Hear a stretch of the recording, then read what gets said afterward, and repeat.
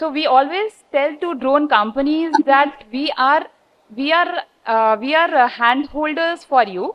So if you have any structural requirement, you can give us the entire composite thing. So we can integrate metals and plastic along with composite. We are not just the composite manufacturer here. So I have today my topic is capacity building and standardization.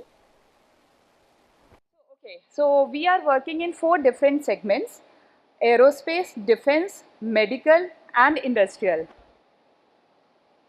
These are some of the products that we have done for various companies.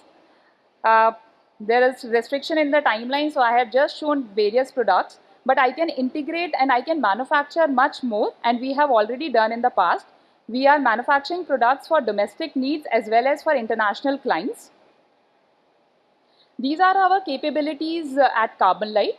So we have filament winding, we do compression molding, we have vacuum infusion, vacuum molding, and the best part about us is integration. We integrate composite with metals and plastic. We have patented technologies in various coatings, which can be fire resistant, which can be abrasion proof, etc. So I divided these drones into 4 different segments: multi-rotor, VTOLs, and fixed wings. So as we all know, our India is surrounded by not so friendly countries. We share borders with China, Pakistan. So the amazing fact that I come to know is China has the capacity to manufacture 60 lakhs drone per month, while Pakistan has the capacity to manufacture 20,000 drones per month. And if I talk about India, we have capacity to manufacture few thousand, at most 5,000 drones per month.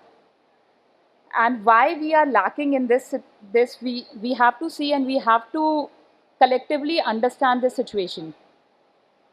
So these are some of the clips available on the internet. This shows how Russia, like the capacity of the Russia, Ukraine, Pakistan, Chinese drone, they have heaps and heaps and loads of industries available with drone at their facility. So as I said, Indian drone capacity is 5,000 per month. But the sad part is India has the capacity to manufacture 5,000 drones. I have just analyzed in 2023 how many orders India has received. So for Agri, we have received total of 5,000 plus orders. Out of this 5,000 plus orders also, most of the drones are imported EFT drones.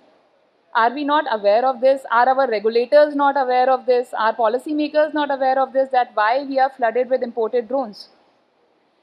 And apart from this, the sad situation is we are talking about capacity building, but do we have orders in hand? Do we have orders to...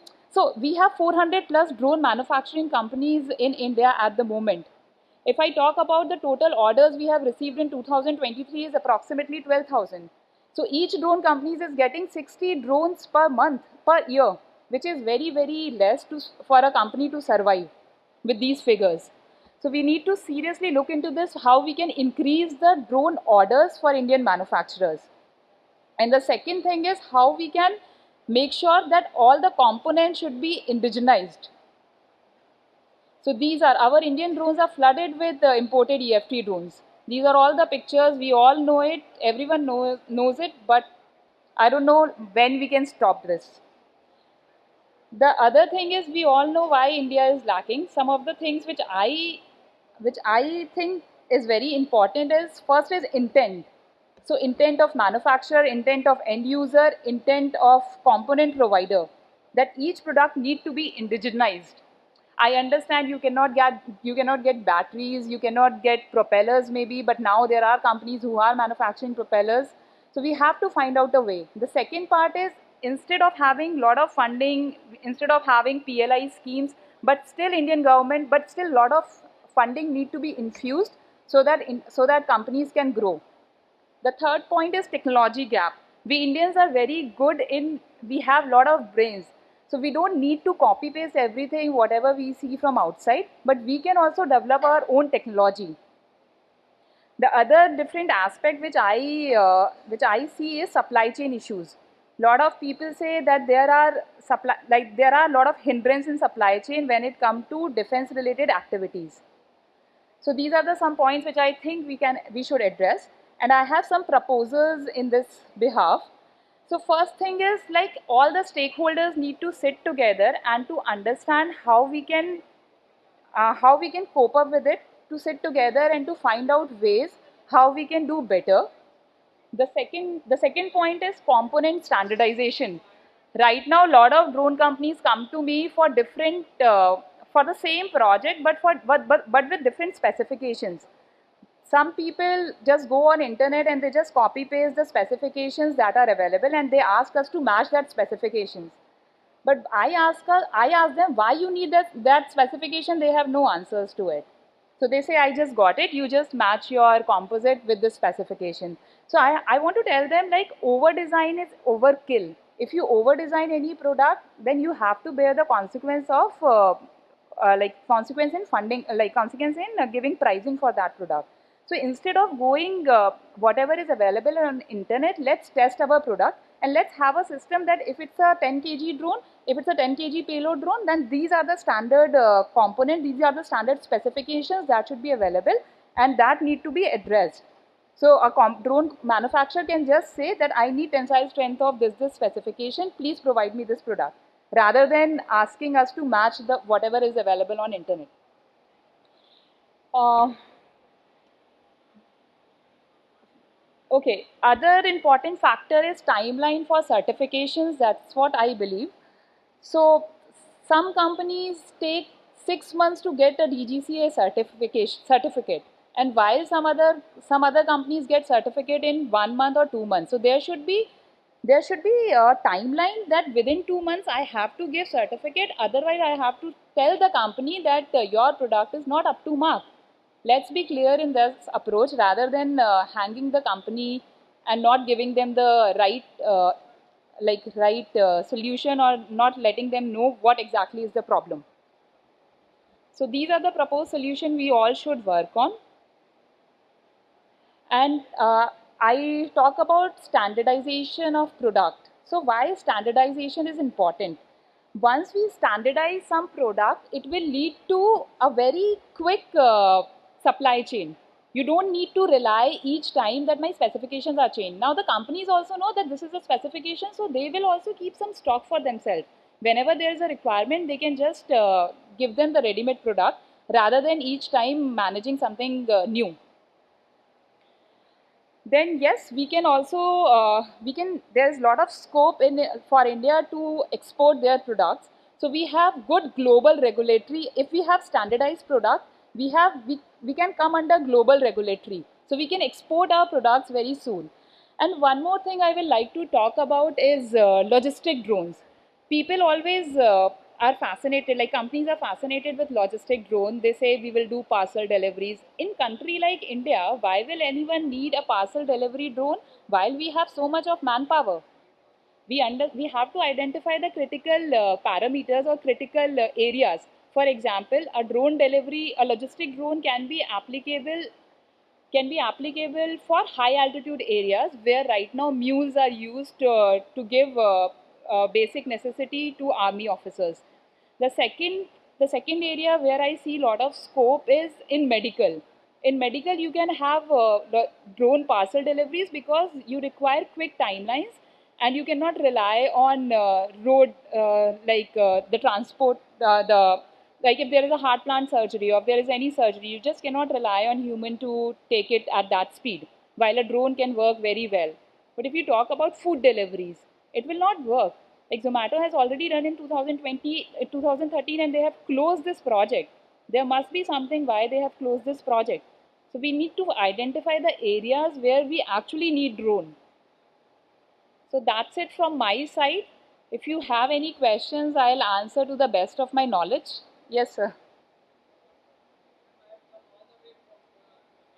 Okay.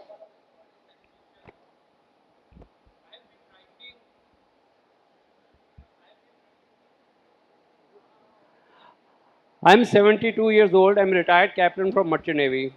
I have a hobby of aerial photography.